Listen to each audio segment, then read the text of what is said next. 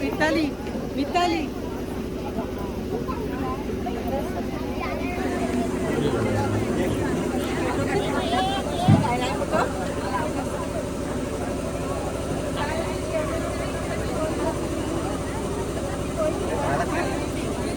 जी काय सामूहिक भेट वस्तू आणली आहे ते या ठिकाणी त्यांनी भाऊंचा सन्मान करा.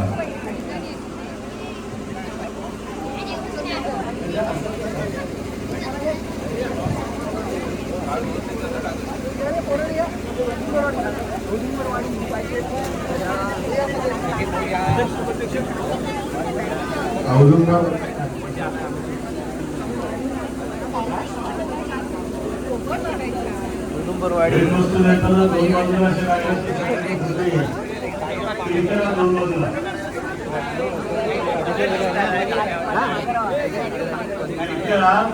म्हणजे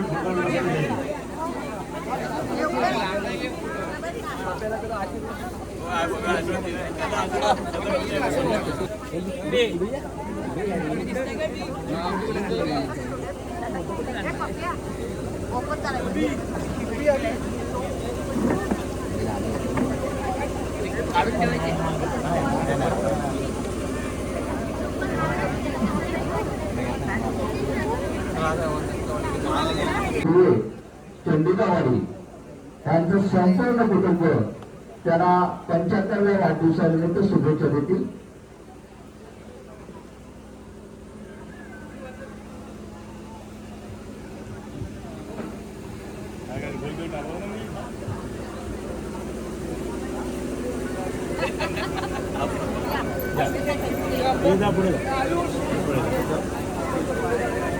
तुम्ही जा ना बाजूला व्हा, त्यांचा फोटो काढून होते.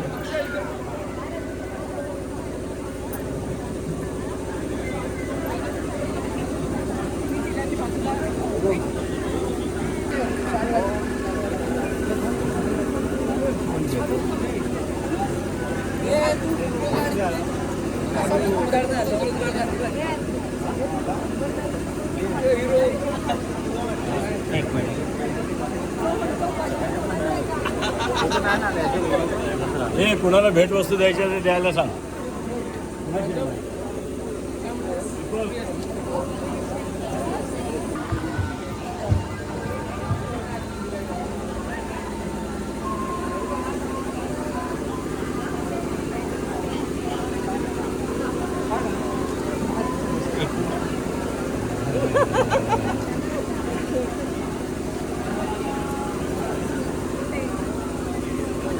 सगळ्या उभ्या राहा, उभ्या सगळ्या उभ्या सगळ्या काय उंचच नाही.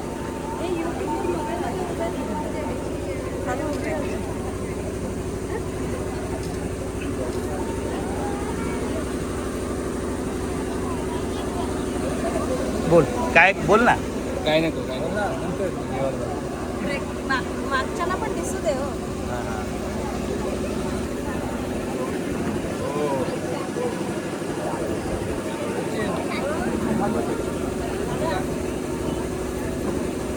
सचू उभा राहा.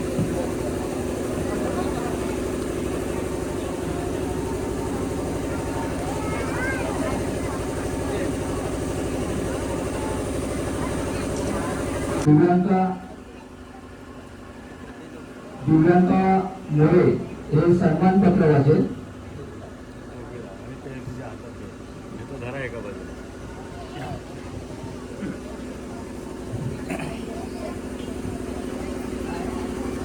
आदरणीय गुरुजी श्रीमान विजय जनार्दन जोशी, आपल्या जीवनातील अमृत महोत्सवी पर्वानिमित्त आम्हा दत्तवाडी ग्रामस्थांना आपल्या यथोचित सन्मान करण्याचा मान लाभत आहे. आपण गेली अनेक वर्षे आपल्या वडिलांनी सुरू केलेल्या वेदशास्त्र धर्मसंस्कार परंपरेची अखंड सेवा सुरू ठेवली आहे. विविध धार्मिक विधी, पूजा, यज्ञ संस्कार व आध्यात्मिक कार्य आपण शास्त्रोक्त पद्धतीने, निष्ठेने आणि समर्पित भावनेने पार पाडली. आपल्या सात्विक आचार विचारांचा आणि धर्मसेवेच्या व्रताचा लाभ आम्हा दत्तवाडी ग्रामस्थांसाठी अनुकरणीय आहे. धर्म संस्कृतीचे जतन, संवर्धन आणि प्रसार यासाठी आपण आपल्या पुढील 2 पिढ्यांना योग्य मार्गदर्शन करून आपली परंपरा अविरत सुरू ठेवली. आपल्या या अमूल्य योगदानामुळे समस्त दत्तवाडी ग्रामस्थ कृतज्ञता व्यक्त करीत असून परमेश्वराचरणी प्रार्थना करतो की आपणास उत्तम आरोग्य, सुख, समृद्धी, समाधान, दीर्घायुष्य आणि अखंड धर्मसेवेची शक्ती प्राप्त होवो. आपल्या 75 वर्षपूर्तीच्या शुभप्रसंगी हे सन्मानपत्र सादर करून आम्ही आपला यथोचित गौरव करीत आहोत. धन्यवाद.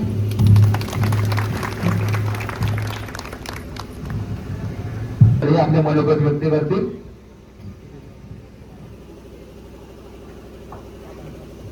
नमस्कार सन्माननीय ग्रामस्थ आणि आजचे 75 वर्षात पदार्पण केले आमचे बंधू काका. गेली कित्येक वर्ष ते मी लहानपणापासून म्हणजे बघतोय. मला बंधू काका बाबतीत सत्यनारायणाची पूजा, कुठलेही कार्यक्रम धार्मिक विधी असतील त्या पूजा त्या बंधू काका करतात. आणि त्यानंतर आता वैभवचा मुलगा अंबर. अगदी बंधू काकाबद्दल सांगायचं म्हणजे काही ठिकाणी वर्षाला कुठल्या तिथीला कोणाची पूजा आहे ते बंधू काका आम्ही फोन केला, आज आपली पूजा आहे. अरे तुझं लिहून ठेवलं ना, एवढंच स्मरणात ठेवणारे बंधू काका जोशी त्यांना 75 वर्षात पूर्ण होत आहे.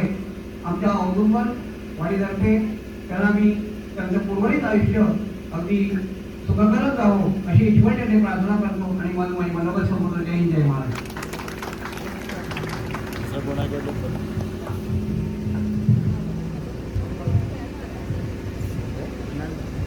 व्यक्त करणार असतील तर त्याने आपले इथे जवळ यायचं आहे.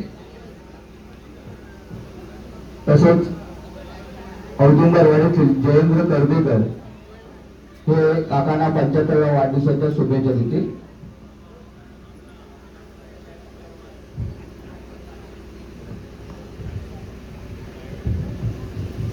हॅलो, खरोखर आमच्या बंधू काका खरं मला शुभेच्छा देतो. सूर्य उगवला की, सूर्य मावळला की अंधप्रकाश मागत असतो, तसे बंधू काकाचे आमच्या मागे आठवण झाली ह्याच्यात शंकाच नाही. सन्मान श्री अरुण मोरे हे त्यांना शुभेच्छा देतील. बंधू काका उपस्थित बंधू भगिनी आणि माता, मला भावलेले जे बंधू काका आहेत त्यांच्या आठवणी मला इथे तुमच्यासमोर प्रदर्शित करतो.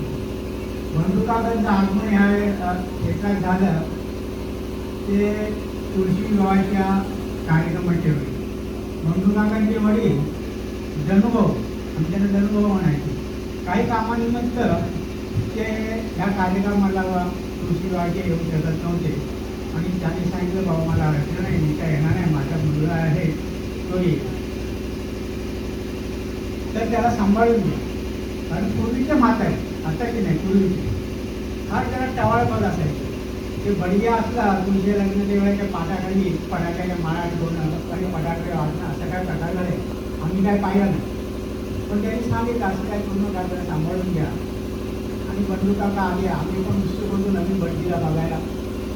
बंधू काकाने आधी तुळशीची लग्न लावली, आस्ते आस्ते माणसाची लग्न लावावं लागली.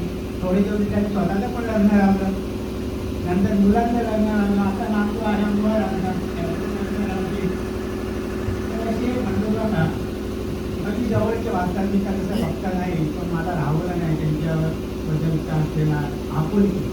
कधी फोन केल्यानंतर अगदी आपुलकीने बोलणारे, मार्गदर्शन करणारे अशी माझे बंधू काका.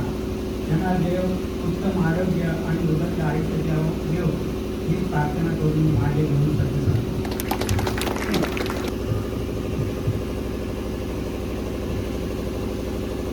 आजचे खरे सत्कारमूर्ती सन्माननीय बंडूभाऊ, त्यांच्या सर्व वहिनी, त्यांचं सर्व कुटुंबीय, मग वैभव असेल, अंबर असेल, सर्व कुटुंबीय आणि उपस्थित सर्व रायगड ग्रामस्थ बंधू आणि भगिनी.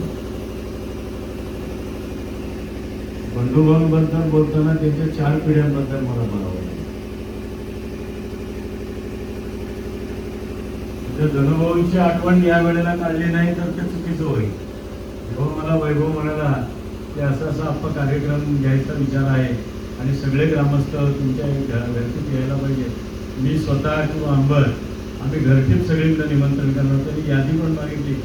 म्हटलं आमच्या दोन्ही अध्यक्षांकडे ते यादी असणार, ती घ्या आणि सगळ्यांना तुम्ही निमंत्रित करा. आणि मला सांगितलं काही झालं तरी कुठला कार्यक्रम असला तरी तुम्ही त्या दिवशी हजर राहिला. आणि त्याप्रमाणे भाऊ मी माझ्या आवर्जून सहकुटुंब या ठिकाणी हजर आहे. मुळात आठवण आहे की धनुभाऊंची. धनुभाऊंची आठवण म्हटली की आम्ही त्यावेळेला लहान, पण आम्ही सगळे धनुभाऊ. जसं तुम्हाला बंडूभाऊ म्हणतो तसे जण आम्ही धनुभाऊ म्हणत असतो. त्यावेळेला काय गाड्या नव्हत्या का मोबाईल नव्हते. म्हणजे एखादा सुख किंवा दुःखाचा प्रसंग घडला त्यांच्या घरी माणूस पाठवायला लागायचा की असा काही कार्यक्रम आहे भाऊ, तुम्ही यायला पाहिजे. आणि मग ती वेळ ठरली. त्यावेळेला जरा कुठे 5-10 मिनिटं मागे पुढे झाले की आम्ही खाली येऊन उभे राहायचे आणि गणपत कुठे जणूभाऊ दिसतात त्या बघायचे. देवळाच्या खाली तो जणूभाऊ हळूहळू चालत ते काय यायचे. म्हणजे पूर्वी आसूरवरनं चालत ते या ठिकाणी येत होते, कारण घोड्या गाड्यांचा प्रश्नच नव्हता, तर सायकल नव्हती. अशा परिस्थितीत ते त्या ठिकाणी येत होते. आणि कालांतराने जसं आमच्या अरुण मोरेने आठवण सांगितली ती बंडूभाऊंची आठवण सांगितली. बंडूभाऊ सुद्धा सुरुवातीला जे आले तेव्हा पण काय गाड्या घोड्या असला काही विषय नव्हता. चालतच येत होते आसूतवर, ते सुद्धा चालत यायचे. कालांतराने झालं मध्ये मला नंतर मी जेव्हा राजकारणात पडलो तेव्हा मला सांगायला लागले, अरे प्रदीप तो रस्ता तरी कर, आम्हाला असा वळसा मारून ते यावं लागतं. तर नंतर मग त्यांच्याकडे गाडी आली. गाडी आल्यावर मग आता वळसा मारून येण्यापेक्षा रस्ता तरी कर. तुला भाऊ होईल, रोजगार हमीतून एकदा रस्ता झाला, भाऊ यायला लागले. नंतर मग डांबरी झाला, भाऊ खूप खुश झाले, सोपा प्रवास झाला. आणि मग ते जसं सुखदुःखामध्ये सगळ्या कार्यक्रमामध्ये यायला लागले. आम्ही आता मोबाईल करायला लागलो, मोबाईलवर बोलायला लागलो. आज वहिनींचाही आपण या ठिकाणी सन्मान केला. फोन केल्यानंतर भाऊचा फोन जर नाही आहे किंवा ते पूजेला बसले तर वहिनी फोन उचलणार. कोण बोलतोय तर मी सांगायचो प्रदीप सूर्य बोलतोय किंवा अन्य कुणीही फोन केला ते सांगतं आम्ही लागल्यावरून आम्ही बोलतोय.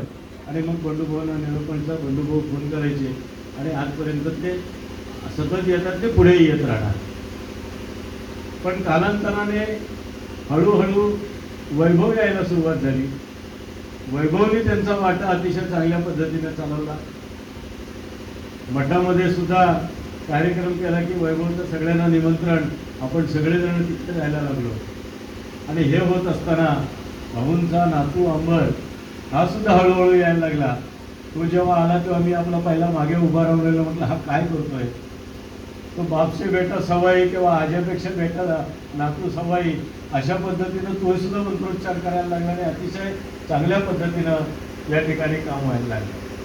आणि म्हणून ही एक संधी मिळाली आपल्याला सगळ्यांना त्यांच्याबद्दल त्यांचा सन्मान करायला आणि सत्कार करायला आणि त्यांच्याबद्दल बोलायला. कारण ही वेळ काय आपल्याकडं आली नसती, पण वैभवच्या मनामध्ये आलं की वडिलांची 75 वर्ष पूर्ण झालेली आहे. खऱ्या अर्थानं भाऊ आता 76 रनिंग आहे. की त्यांना मुद्दाम विचारलं भाऊ 75 वर्षात, तर म्हणाले मला ऑगस्टला पुरी झाली आणि आता मी 76 रनिंग आहे. वहिनींना मुद्दाम विचारलं तुमचं वय किती, तर त्या म्हणाले माझं वय 67 आहे.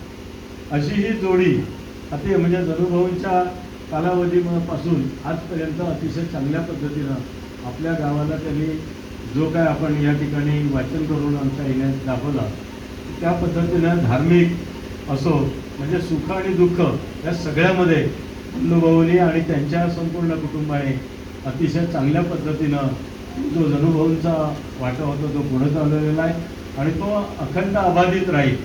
या त्यांच्या 76 वर्ष म्हणजे 75 पूर्ण झाल्यानंतर त्यांचं आयुष्य सुख समृद्धीचं, भरभराटीचं, आनंदाचं अशा पद्धतीनं जावं, चांगल्या आरोग्याचं जावं.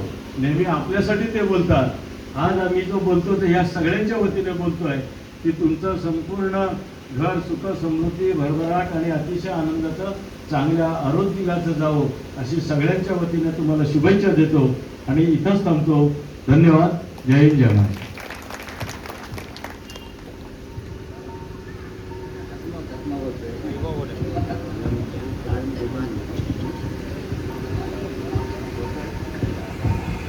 यानंतर सभेच्या आणि याच्या नियमानुसार खरं उभारून बोलायला पाहिजे, म्हणून मी बसूनच बोलणार आहे. आता तुमच्या सर्व लोकांचं जे माझं प्रेम आहे, थोडक्यात मी उपयोगाला जेवायचे आपला आस्वाद घ्यायचे पाहिजे असतात. 5 मिनिटात माझं मी संपवतो. पण वयाच्या 17व्या वर्षी, 16व्या वर्षी मी 11वी पास झालो. नंतर वयाच्या 17व्या वर्षीपासून लागण्याला यायला लागलो. जवळजवळ 58 ते 60 वर्ष मी लागण्यामध्ये अविरत येत लागलो. सगळी कामं काय करायची असते ते पूर्ण करायची, काही करायची. काम करत असताना कुठल्याही तऱ्हेचं काही येणं करता सगळ्यांना सांभाळून घ्यायचं, सगळ्यांना बोलून सगळ्यांनी गप्पा गोष्टी मारून आपलं काम आपण पुढं करायचं. आणि त्यावेळी जी वयाच्या 17व्या वर्षी म्हणजे 68 ते 69 सालामधली गोष्ट आहे की त्यावेळेस गाडी गोडी काही नव्हती. आणि जर आमची परिस्थिती जेव्हा म्हणजे वडील जेव्हा आजारी पडले त्यानंतर मी तुमच्याकडे यायला लागलो तेव्हा घरी पोटभर जेवायला होतं, पण पैसे आमच्याकडे शिल्लक नव्हते जेवढायचे. अशा गरीब परिस्थितीमध्ये सुद्धा मी आमच्या आसूदवरून आपल्या वर्गामुळे यायला बरोबर 1.5 तास लागतो चालत यायला.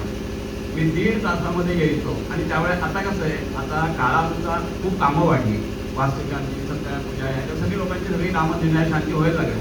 त्यावेळेस लोकांनाही पैसा नव्हता, आपल्याकडे. त्यामुळे अगदी थोडक्यात मला सांगायचं म्हणजे मी आसूदवरला जेव्हा इकडे येतो लागडमध्ये 2-3 देवांना उद्यापना द्यायची, ₹1.25 दक्षिणा घ्यायची आणि 2-3 उद्यापन दुपारी 1.5-2 वाजता जेवायला घरी जायची. अशा अवस्थेमध्ये कित्येक वर्ष मी लागण्याला चालत आलो. त्याच्यानंतर माझ्या मोठ्या भावानं मला सायकल घेतली, सायकलने यायला लागलो. काळानुसार स्कूटर, मोटरसायकल, आता नागपूर मुलगा मला म्हणतात तुम्ही 4 व्हीलरनेच जायचे लागला वगैरे, तर काळानुसार झालेला बदल आहे हा. पण अशा सगळ्या परिस्थितीमध्ये हे करत असताना तुमच्या सगळ्या लोकांमध्ये मला एक प्रेम मिळालं. लाडघरमध्ये आल्यानंतर अजूनही आम्ही घरातही म्हणतो की वैभव हेच म्हणतो की लाडघरमध्ये पैसे किती वेळा दक्षिणा मिळतं हा विषय नंतरचा राहणार आहे, पण गेल्यावर एक मानसिक समाधान लागतं की लाडघरमध्ये गेल्यानंतर सगळे लोक. वैभव अजूनही सांगतो की माझ्याबरोबरची मधल्या मुलाची आता पूर्वीचं मुलं आहे आपलं, आता दत्तवाडी औदुंबरवाडी, या दोन्ही वाड्यातली सगळी मुलं एकत्र बसतात, बोलतात, त्या गप्पा गोष्टी चालतात आमच्या. त्या इतर ठिकाणी काम करता नाही मिळत, इतर ठिकाणी पैसा जास्त मिळेल, पण जे प्रेम आहे ते फक्त आणि फक्त लाडघरमध्ये आम्हाला मिळालं. आणि ह्या सगळ्या गोष्टींचा आणि विशेषतः अगदी लहान मुलापासून म्हाताऱ्या माणसांपर्यंत प्रत्येकाला आम्ही जवळून ओळखत होतो. अगदी मध्ये आता सगळ्यांची नावं माझ्या स्मृतीमध्ये राहावं लक्षात नाही, पण मध्यामध्ये काका पेडणेकरांपासून मंजुळा बंधू वगैरे सगळे जे लोक होते, मयेकर वगैरे, सगळी विद्यावता आहेत, त्यांना हे होत नाही. अशा लोकांनी जे मला त्यावेळेस प्रेम दिलं आणि त्यामुळे मला जी आपुलकी वाटली, गावाचं वाटतं. कारण आता 2 मिनिटातच सांगतो की आमच्याकडे बरेच व्यावसायिक भरती आहेत, पण त्याची अशी पिढ्यानपिढ्या पुढे चालू राहिल्याचे नाही आहेत. त्यांनी आपला व्यवसाय केला, सगळ्यांना विषय संपवून. तर माझे एक स्वामींची कृपा माझ्यावर येते, माझ्या वडिलांची लाडघर केली, मी गेलं, वैभव येतोय आता आणि त्याचा अंबरही तयार झाला. ही जी परंपरा जी चालत गेलेली आहे, चालत आलेली आहे, ही केवळ स्वामींच्या कृपेने झालेली आहे परंपरा. की अशीच अखंड परंपरा राहो. आणि जसं तुम्ही सगळ्या लोकांनी माझ्यावर जर प्रेम दाखवलं, मला जे आपुलकी दाखवेल, आपल्या मनात एक दुसरा जाताना किस्सा सांगतो. अजूनही आता परवापर्यंत म्हणजे मी येतो लागलं तेवढं आपल्याकडे संध्याकाळच्या पूजा व्हायच्या सत्यनारायणाच्या.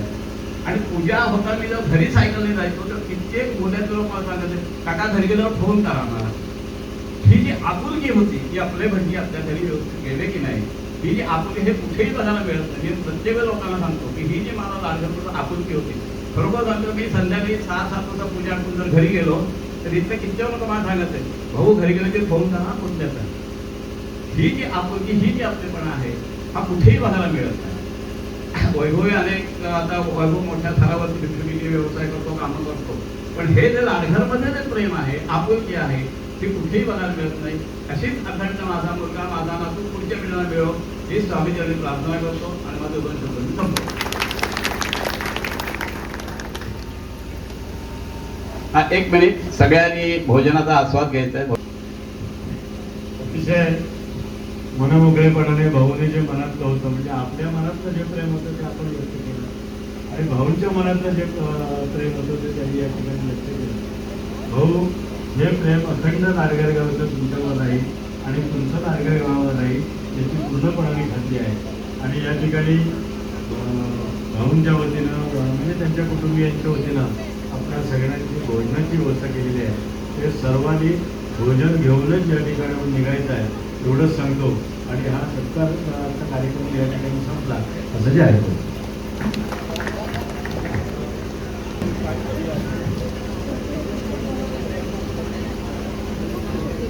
सुद्धा वाढदिवसानिमित्त सर्वांना रिटर्न गिफ्ट ठेवलेलं आहे. जाताना प्रत्येक घरटीत एक या पद्धतीनं प्रत्येक घरातल्या एका माणसाने ते रिटर्न गिफ्ट घेऊन जावं. तिथे मला वाटतं अंबर स्वतः त्या ठिकाणी ते घेऊन बसलेलं आहे. जाताना एका घरातल्याने म्हणजे 4 असले तरी एकाने ते एक गिफ्ट घेऊन जायचं आहे. एवढे सगळ्यांना सूचना आहे, त्याप्रमाणे ते करावं. धन्यवाद.